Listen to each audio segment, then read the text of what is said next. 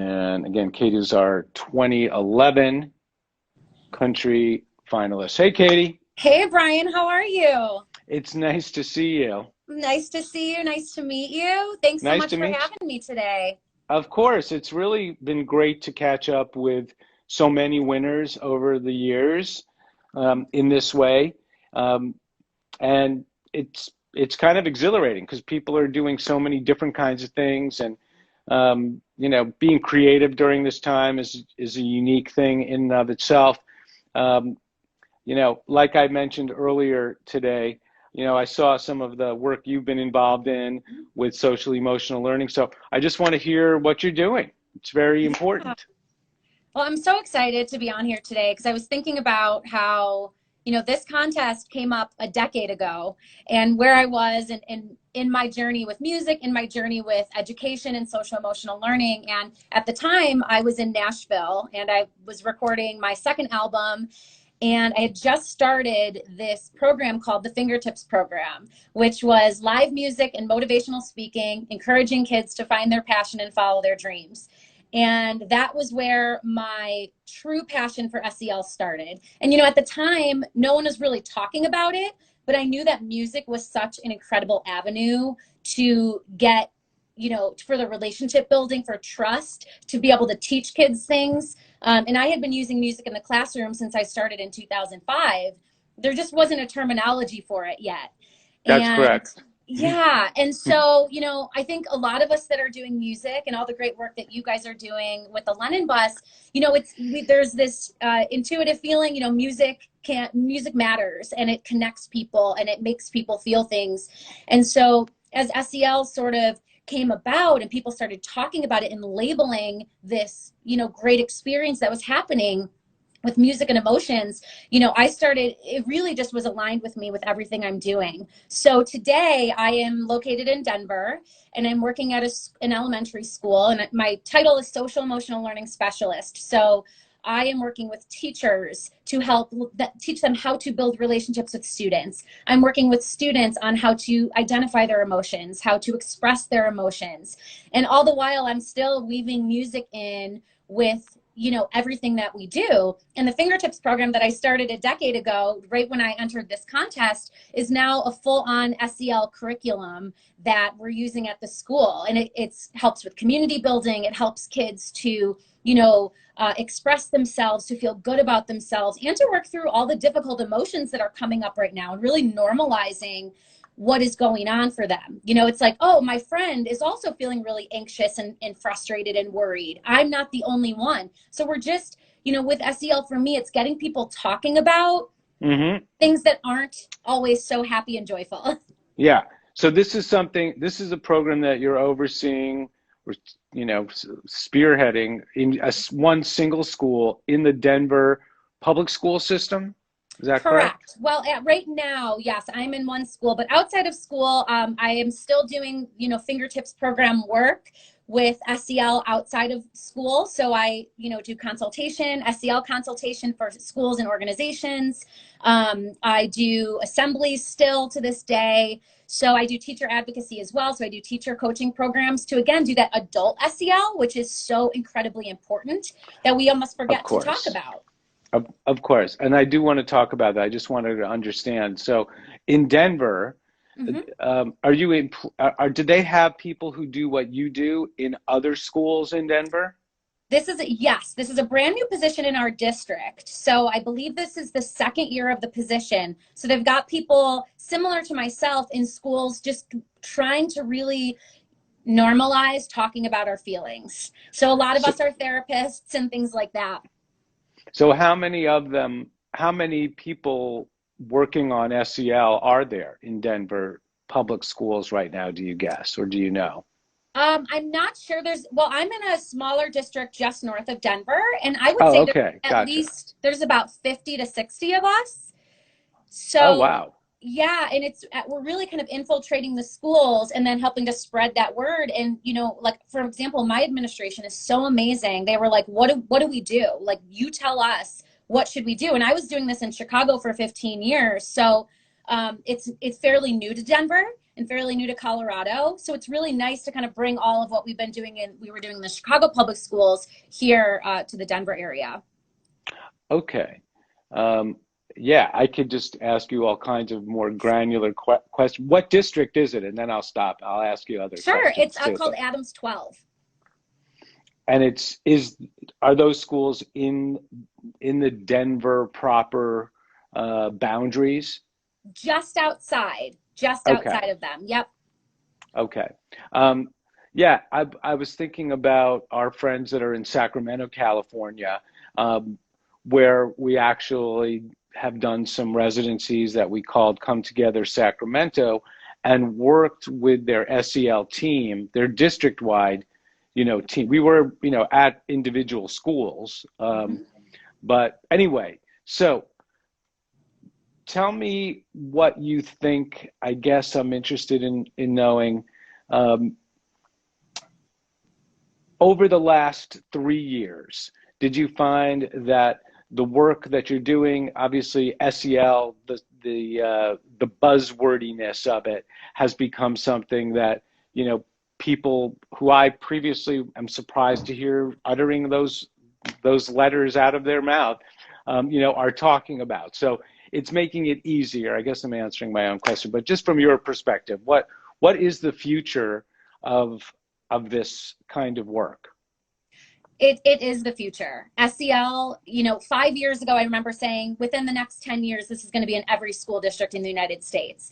And with COVID and remote learning and all of what's been happening over the last year, it has forced people, like you said, people that would never want to even talk about this or think outside of the box in this way, have had to just get real with what's going on and thinking, okay, we have to address this. Our kids are suffering, our teachers are suffering.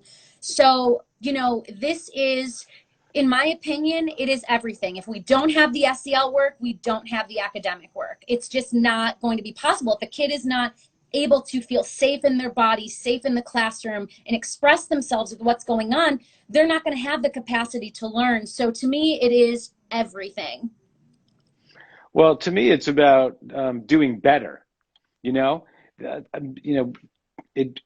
is obvious that doing this kind of work is going to engage many, many, many, many more students, and that's what we all want. We want people to be interested in things and pursue them Exactly. without getting too specific. And the great thing, and I want you to talk about this, is using music to do that.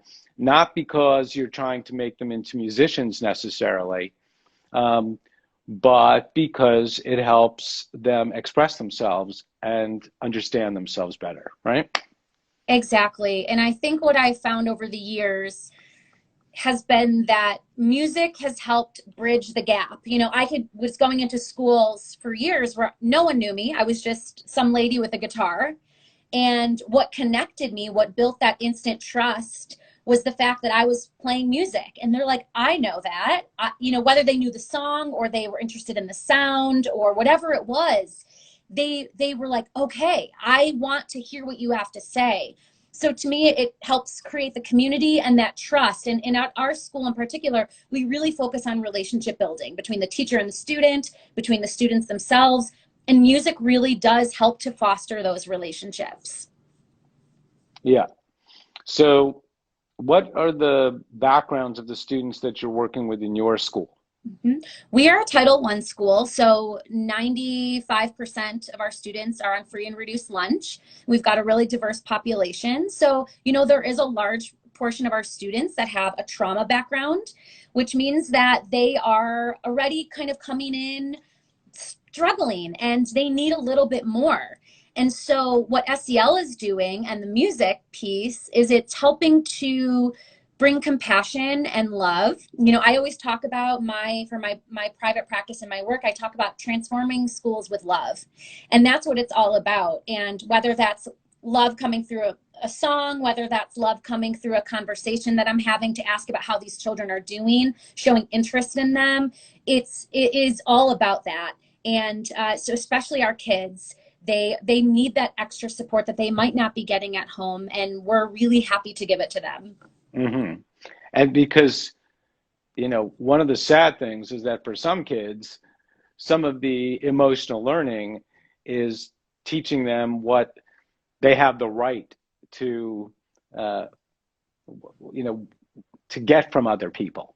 Like to teach that concept of love and to be able to trust in that. I've seen that very, Oh, yeah. very clearly. Well, I think you hit on the word trust. It's, especially our kids who have that trauma background, trust is not something that comes easily. So we have to work extra hard to show them that we're not going anywhere. We love you no matter what, even if you have a slip up, even if you, have a behavior that is disruptive or inappropriate, we're going to help you figure this out. We're not going, there is no good and bad anymore. We're not using that language. It's, are you being safe or unsafe? And let's figure out how to be safe. And it's just constant, everything is filtered through that lens of love. So they are learning, okay, even if I haven't had this experience where I can trust someone, I can trust my teachers. I can trust, my principal. I can trust Miss Quick. They're seeing that we're not getting pushed away by the behaviors that maybe they're used to displaying that other people might run away from. We see through that and we see the core of them. And so that is really, I think, at the center of the work that we do. That's so nice. This is Miss Quick. Miss Katie Quick. It's Miss Quick. So, well, tell us what's going on in the school right now. Are they in school? Is there remote? Is it blended? What's happening? The majority of us have come back as of January. So, but there's one classroom per grade level that's been still remote. And so we've been it's been a slow adjustment now getting into March. There's been a lot of behaviors that we had not seen before with all of the emotions and the, sort of disarray. But we are, we're working really, really hard to create some sense of normalcy and to create the environment to where they feel safe. And, even though there are so many things going on in the world, we are here, we care about you, and let's all do the best we can. Yeah. And, I think also it's important that the kids understand that the opportunity is for what we can do from this point going forward, not that everybody's so far behind that we've missed things that, it's a negative position, but rather what can we do now going forward? And I hope that's how everyone's approaching it. Yeah, we have that conversation often. It's shifting the mindset from exactly what you said, they're behind, to what have they gained? And we're realizing that the kids have the opportunity to gain all of this resilience that none of us adults really had to face. I mean, we've all gone through hard times, but they are as their brains are developing, they're going through these unprecedented times. So they are coming out stronger and better than ever. I think there'll be tons of studies done in the coming years that will start to come out with, the resilience and what these kids are able to handle. So I am hopeful, and I'm really excited about combining SEL work with what's going on in this pandemic, how these kids are gonna come out into the world and what kind of citizens they're going to be. Yeah. And the outcomes are also, like it or not, they've also been, test subjects. They're kind of guinea pigs to see. We've been talking about this kind of learning, this remote learning, for quite a while, and wondering what its role is in the future.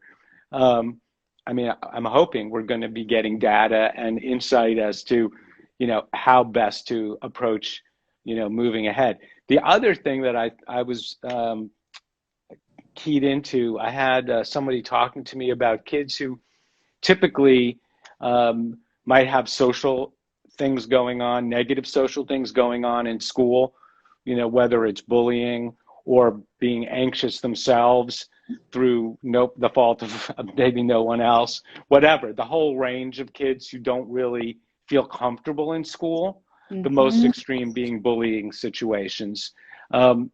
And how for many of those kids, they've enjoyed and gotten a lot out of what's been happening during this period because it's taken that social anxiety out of it. Does that make sense? Absolutely. And if you do go around and ask the kids, which we do all the time, especially when they were kind of going back and forth with quarantines and things like that, some of them were like, I love being at home. It's safe for me there. you know, and that, but then you have the other kids where it's just not safe at home. So it's very interesting, but you are so right. And I think, you know, those kids who maybe had experienced some turmoil in school were just thrilled to be there. But I know at the end, they were all like, we are ready to be back. I think it went on a little bit too long, and the joy ran out on that.